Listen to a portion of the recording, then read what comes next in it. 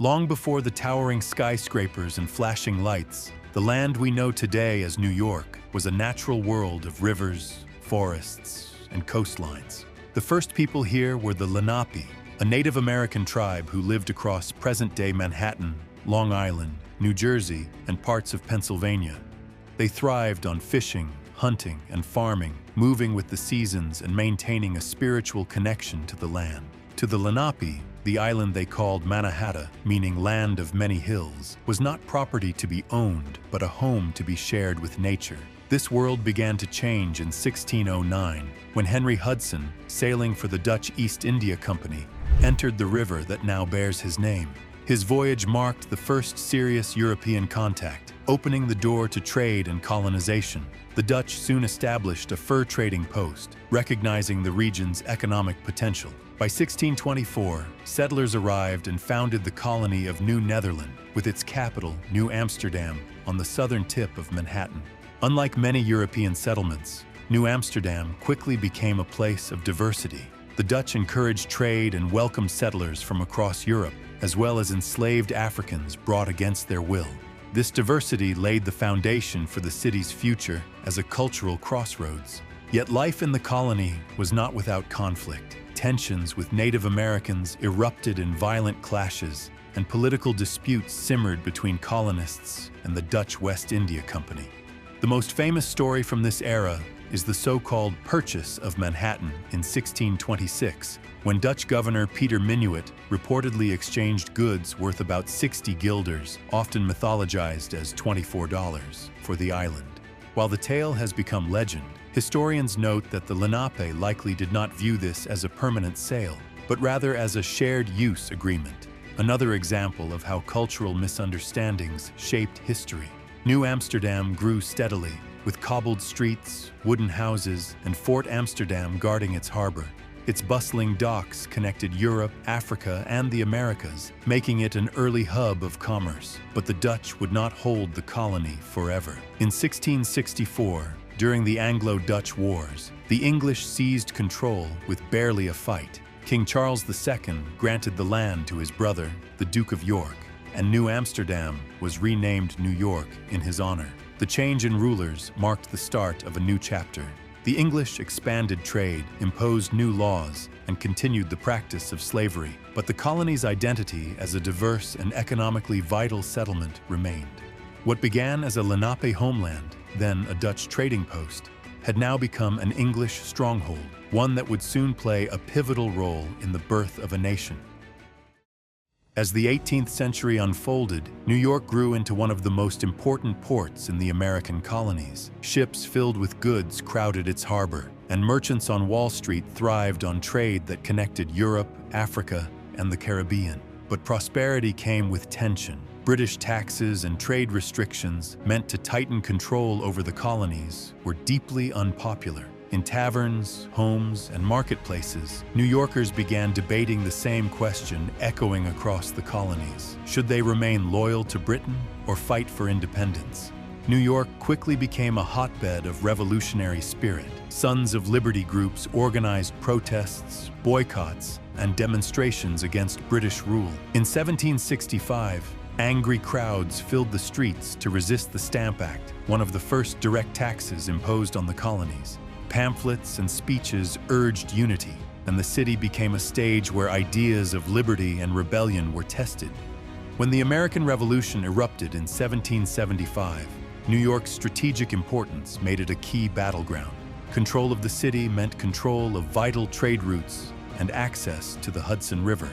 In the summer of 1776, General George Washington led the Continental Army into New York, determined to defend it from the British. That same year, the Declaration of Independence was read aloud to cheering crowds in Lower Manhattan, a bold act of defiance. But the optimism did not last. In August 1776, British forces launched one of the largest invasions of the war, landing on Long Island with overwhelming numbers. Washington's army suffered a crushing defeat and was forced to retreat. Within weeks, New York City fell into British hands, and it would remain under British occupation for the rest of the war. For patriots, life under occupation was harsh. Homes were seized, resources taken, and dissenters punished. the city became a haven for loyalists, those who supported the crown, deepening divisions among neighbors. A devastating fire in September 1776 destroyed nearly a third of Manhattan, leaving thousands homeless. Some suspected the flames were set deliberately by patriots to deny the British a secure base, though the true cause remains uncertain. Despite these hardships, the spirit of independence survived. Secret networks of spies, including the famous Culper Ring, operated out of New York, gathering intelligence for Washington's army. Ordinary men and women risked their lives to pass along information, proving that resistance did not end with military defeat. Finally, in 1783, the war drew to a close. British troops evacuated New York in November, and Washington triumphantly returned to the city. Crowds filled the streets as the American flag was raised over Manhattan. What had once been a divided and occupied city was now free, part of a new nation. New York's experience in the Revolution left deep scars, but it also cemented its role as a city of resilience. From fiery protests to bitter occupation and eventual liberation, New York had proven itself central to the American story. With independence secured, New York entered the 19th century poised for extraordinary growth. Its natural harbor, positioned at the gateway between the Atlantic Ocean and the Hudson River, made it an ideal center for trade. By the early 1800s, the city was already one of America's busiest ports, its docks crowded with ships carrying cotton, timber, and manufactured goods. But it was the completion of the Erie Canal in 1825 that truly transformed New York. The canal linked the Hudson River to the Great Lakes, connecting the Atlantic to the vast American interior. Suddenly, goods and people could flow more easily between the Midwest and the East Coast. New York City became the nation's commercial capital almost overnight. Merchants, bankers, and shipping companies thrived, laying the foundation for Wall Street's rise as a global financial hub. As trade flourished, so did immigration. Waves of newcomers arrived seeking opportunity and escape from hardship. The Irish fled famine, Germans sought political freedom, and later Italians, Eastern Europeans, and countless others poured into the city. By mid-century, New York had become one of the most diverse places on Earth, a melting pot of cultures, languages, and traditions. But the influx also brought challenges: overcrowded tenements, poor sanitation, and rising tensions between communities. The city's growth was marked not just by commerce, but also by culture. Institutions like the New York Public Library, the Metropolitan Museum of Art, and the American Museum of Natural History were established, reflecting a growing desire to make the city a center of knowledge and culture. At the same time, Central Park was designed as a green refuge amid the chaos, offering ordinary New Yorkers a space to breathe and escape the noise of urban life. But progress was shadowed by darker realities. New York was a hub of the slave trade until it was outlawed in 1827, and even afterward, racial discrimination persisted. When the Civil War erupted in 1861, New York's loyalties were split. Its economy depended heavily on Southern cotton, yet thousands of its men fought and died for the Union cause. The draft riots of 1863, violent uprisings sparked by resentment over conscription laws, exposed deep class and racial divisions. African American communities were brutally attacked, revealing how fragile social unity could be in times of crisis. Still, by the end of the 19th century, New York had firmly established itself as the beating heart of America's economy. Its skyline began to rise with daring new buildings, and its population surged past 2 million. The city was chaotic, crowded, and often unjust, but it was also dynamic, resilient, and full of promise. The Empire City was on its way to becoming not just America's capital of commerce, but a symbol of ambition for the entire world.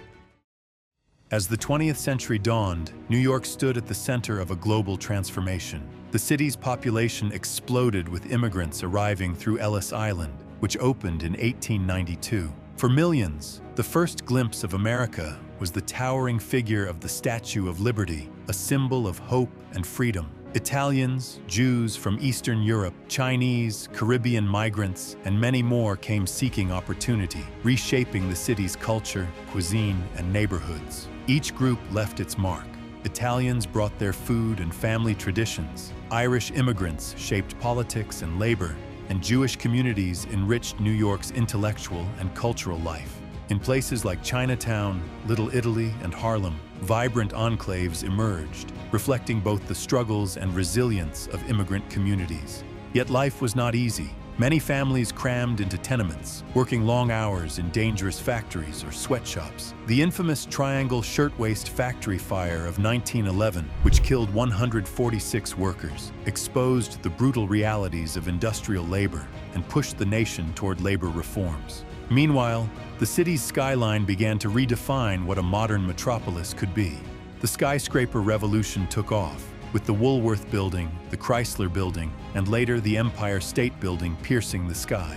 These architectural marvels embodied New York's identity as a city constantly reaching higher, a place where ambition had no ceiling. New York also became a cultural capital. Broadway flourished as the heart of American theater, while Harlem blossomed into a center of Black creativity during the Harlem Renaissance of the 1920s. Jazz, poetry, and art gave voice to a generation, with figures like Langston Hughes and Duke Ellington shaping American culture forever. But the city also faced hard times. The Great Depression of the 1930s brought poverty, unemployment, and breadlines. Yet massive public works projects, like the construction of bridges, parks, and subways, kept the city moving. Then came World War II, which turned New York into a wartime hub of industry, finance, and media.